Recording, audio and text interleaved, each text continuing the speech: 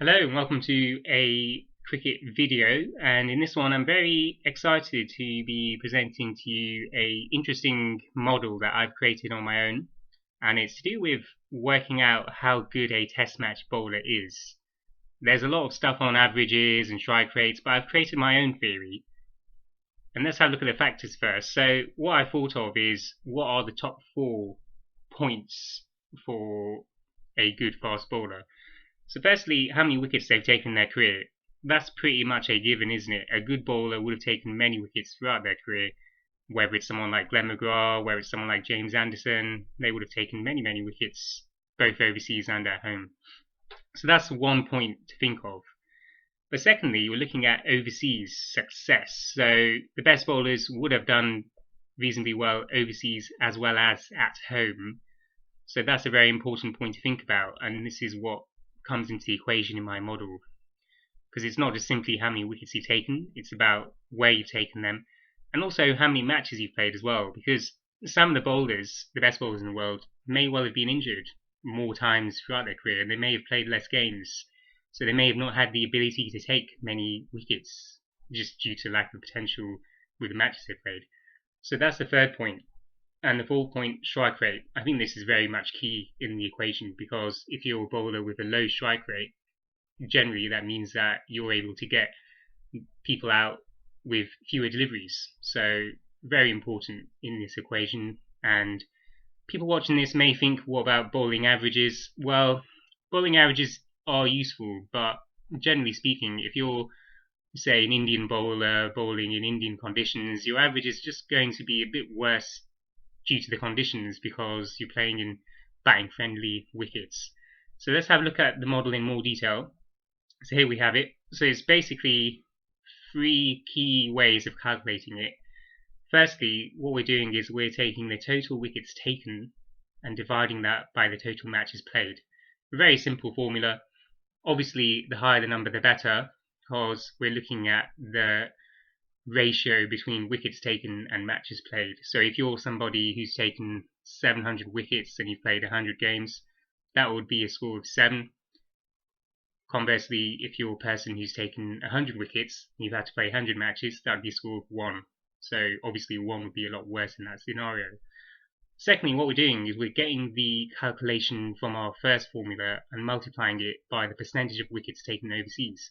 So this is quite important, because the best bowlers, in my view, are the bowlers who bowl well overseas and at home. So if you're multiplying that by the percentage of wickets taken overseas, you're hoping for a high number still, because you're multiplying it by a relatively high percentage. Thirdly, we're taking that score and dividing it by the career strike rate as a percentage. So as I said before, career strike rate, the lower the better. So if you're dividing it by a lower number, you're going to get a better score. And then fourth and final point, all we simply do is get the score from our third working and use that as our total points. So basically what we do is we use that score and multiply it by 2 and give it a percentage out of 10. It'll make more sense now, so let's have an application of it. This is Glenn McGrath's statistics. So we can see here, in his career, he took 563 wickets, and it played 124 matches, so that is a score of 4.54. So it doesn't make any major sense at the moment, but it will do. So that is generally a good score, you'd say, because you can see he's taken many more wickets compared to the matches he's played. So we're taking that 4.54 and multiplying it by 48.5%. And that's because throughout Glenn McGrath's career, he actually took 48.5% of his wickets overseas. So that's a pretty impressive statistic. And what that means is he gets a score of 2.2 in my second calculation, which is actually a good score. It might sound like a low number, but when you get 2.2, if you're dividing that by the career strike rate of 51.95%, you get a score of 4.23.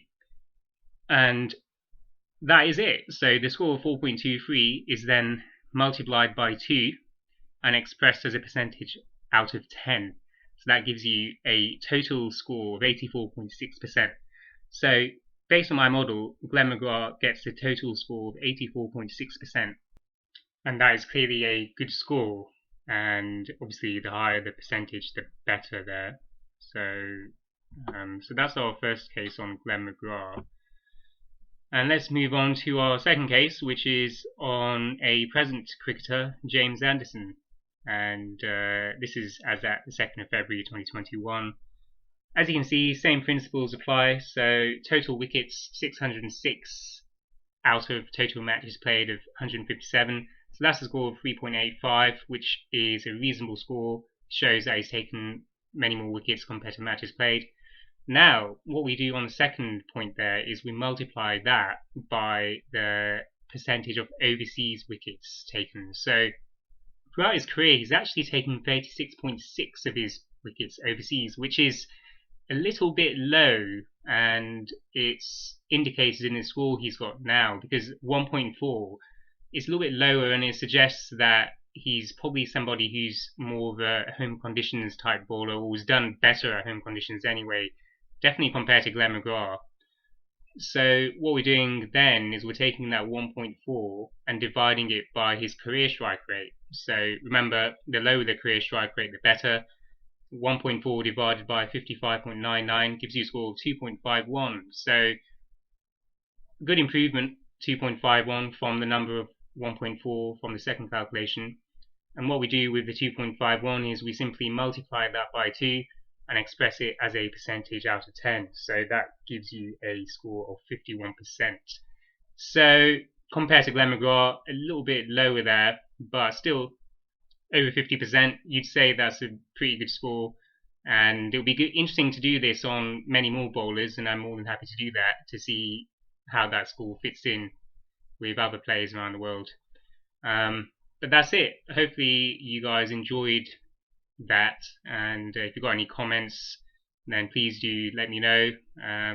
But that's it from me. Thanks for watching, and all the best. Cheers.